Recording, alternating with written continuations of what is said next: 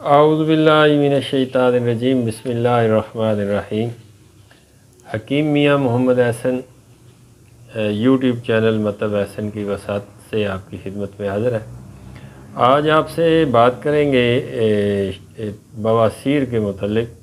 بواسیر چاہے بادی ہو، چاہے خونی ہو، چاہے موقع والی ہو، کسی بھی قسم کی بواسیر کا مسئلہ ہو تو اس کے لیے آپ کے ساتھ ایک نسخہ میں شیئر کروں گا، تو انشاءاللہ تعالی بفضل تعالی وہ آپ چند دن استعمال کریں گے تو بواسیر نہ صرف ٹھیک ہوگی بلکہ انشاءاللہ بواسیر دوبارہ نہیں ہوگی۔ اس کے لیے شرط یہ ہوگی کہ آپ نے کچھ پرہیز جو ہے وہ آپ نے مستقل مزاجی سے کرتے رہنا ہے اور بواسیر انشاءاللہ دوبارہ نہیں ہوگی۔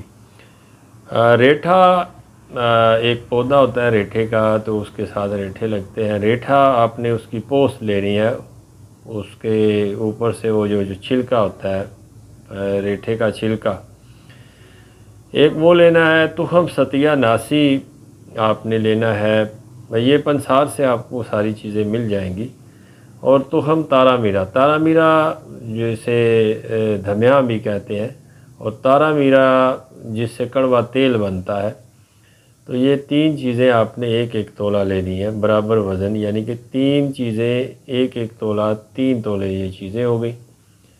تخم ستیہ ناسی، تخم تارا میرا اور پوست ریٹھا ایک ایک تولہ۔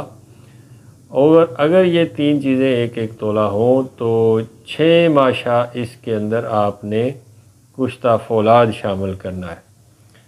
تو یہ نسخہ ٹوٹل جو نسخے کے اجزاء ہیں وہ 4 ہیں۔ تو 6 ماشا کشتہ فولاد آپ ہمدرد کا لے سکتے ہیں، کشی کا لے سکتے ہیں، کسی بھی اچھی کمپنی کا آپ خود بھی تیار کر سکتے ہیں، اتنا مشکل نہیں ہے۔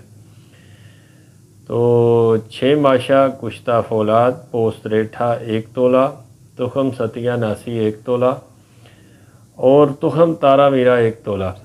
ان کو آپ نے صفوف کر کے تو کشتے کو اس کے اندر مکس کر لینا ہے، اچھی طرح مکس کر کے 1 گرام کیپسول بھر لینے ہیں۔ صبح و شام کھانا کھانے کے بعد پانی کے ساتھ 1 کیپسول دینا ہے۔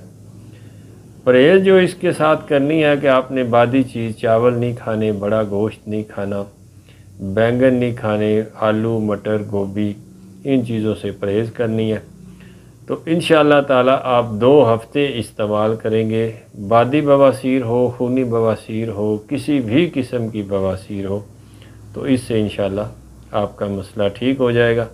لیکن ٹھیک ہو جانے کے بعد بھی کم از کم 1.5-2 مہینے تک آپ نے بادی چیزوں سے، چاول، بڑا گوشت، بینگن، آلو، مٹر، گوبھی، ان جیسی چیزوں سے آپ نے پھر بھی پرہیز کرنی ہے۔ بہت شکریہ آپ کا۔